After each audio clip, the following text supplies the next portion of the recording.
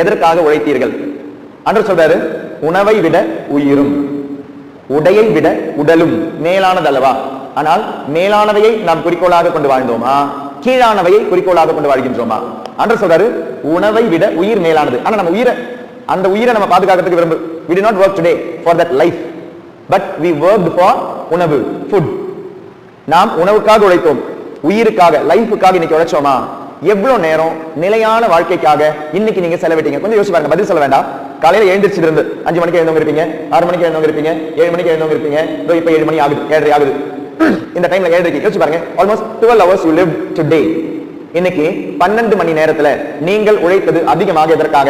அழியும் உணவுக்காகவா, அழியாத உயிருக்காகவா? 2, அழியும் இந்த உடை.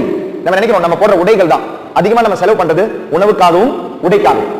அதிகமா நம்ம செலவு பண்றது உணவுக்காகவும் உடைக்காகவும்.